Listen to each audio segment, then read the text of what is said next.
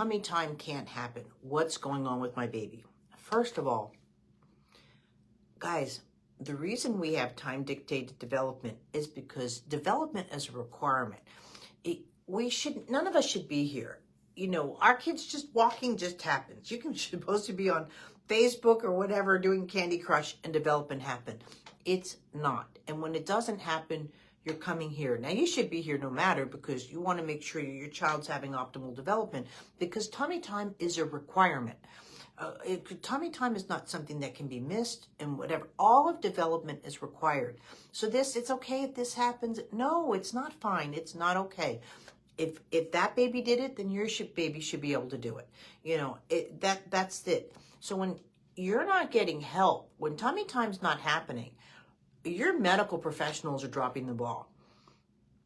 And I'm sorry, I'm going to call people out. It is unacceptable that a baby just after birth can't present into tummy time.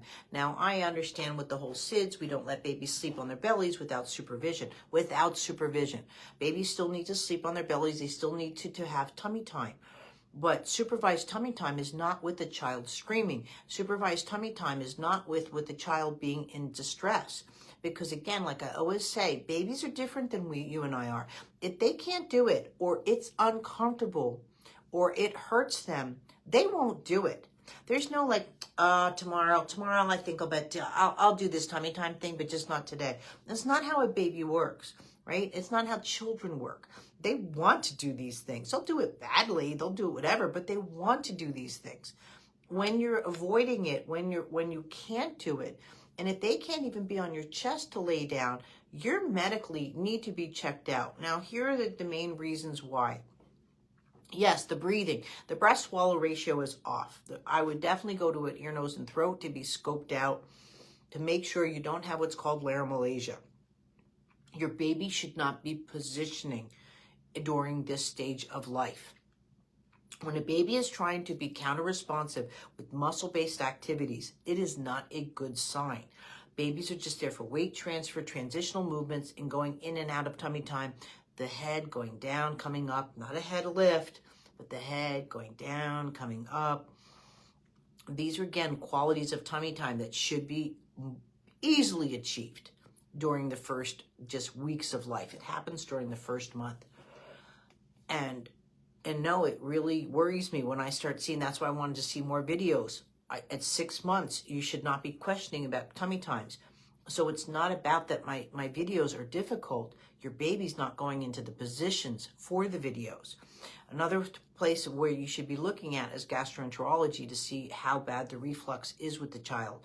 It's one thing to think that you have colicky, but it's another thing to think that you have outright GERD, a hiatal hernia, a hernia. There's many things that can go on with a child's internal organs that is beyond our pediatricians. When a child is physically unable to present into milestones, we need professional care, meaning our medical team. Because babies can't be like, oh, I got a tummy ache and my throat's burning from reflux. They don't have that vocabulary. Babies don't self-soothe really to 2 years of age. That's why at 2 years of age, you're still working on blowing your nose. Right? You know, I've said this before. It's one thing if my hair is like this and I'm taking a piece out here and here and here. A kiddo, they're just going to smush. Or they're going to play with the toys and still they can't see. They don't know to self-soothe. If there's a tag in their shirt, they don't sit there and scratch their backs. Self-soothing is not part of an infant's vocabulary. This is why infant development is different than the way that we process movement and we develop. And we do develop. We develop until we start to die. And we don't want to die, so we continue developing. And that's where, again, you want a progressive brain. But the progressive brain comes from movement.